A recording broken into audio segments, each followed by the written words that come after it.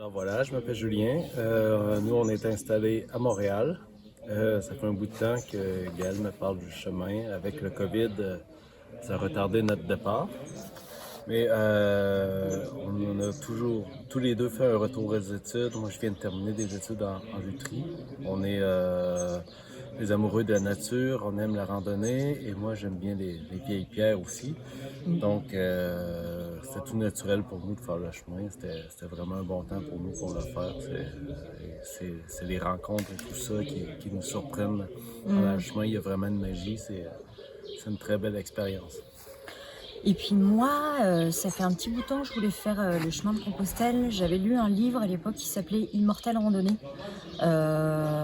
de Jean-Christophe Ruffin, si je ne me trompe pas. Et c'est vrai que moi, je suis dans une famille plutôt catholique, alors je trouvais qu'il manquait la partie un peu spirituelle. Et finalement, je me suis dit, aimant énormément cet auteur-là, il y a forcément quelque chose qui se passe au-delà du spirituel. Je vais aller expérimenter, puis je vais me faire ma propre opinion.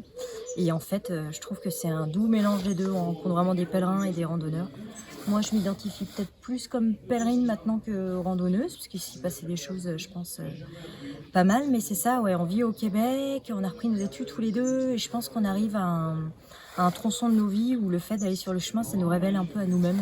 Et puis les rencontres, vraiment les rencontres, le fait de se tester aussi, savoir jusqu'où on peut aller. Et puis souvent, le bon Dieu ne nous abandonne pas. Enfin, il y a toujours un moment où on a le plus besoin et il est là pour nous. Donc, je trouve ça chouette. Voilà, mais une belle expérimentation de tout ça.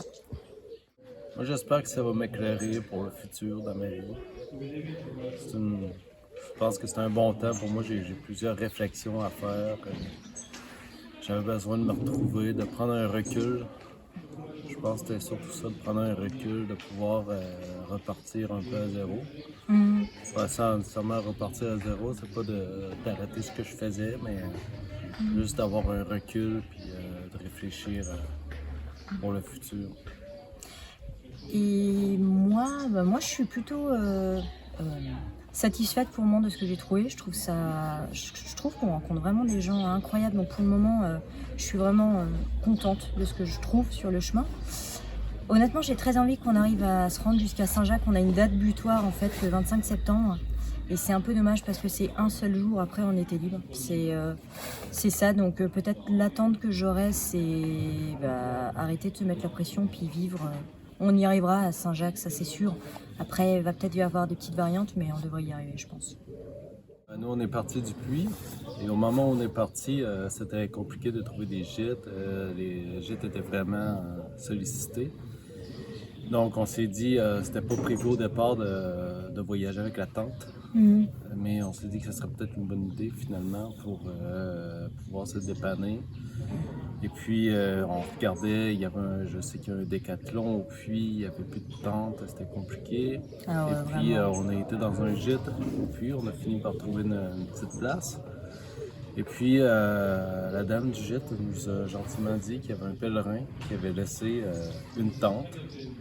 C'est très bizarre, c'est exactement le même modèle qu'on regardait au Ah ouais, décathlon. c'était super drôle. Et puis, ben voilà, elle nous a donné la tente simplement comme ça.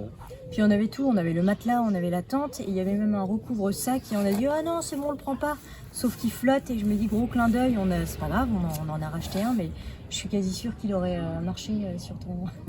Et Peut-être. sinon l'autre clin d'œil que je trouvais, parce qu'on en a eu plein de petits clins d'œil, mais celui qui m'a vraiment marqué, Julien voulait absolument, enfin tu voulais vraiment aller à Rocamadour faire la boucle, parce qu'il trouvait ça très joli. Mais comme on vit au Québec, on n'était pas du tout au courant en fait du lien très fort qu'il y a entre Rocamadour et le Québec. Et en fait, on a été hébergés au gîte des Pontouches, je fais un peu de pub.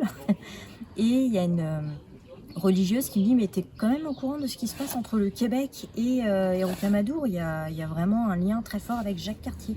Jacques Cartier qui a découvert en fait le Québec en 1535.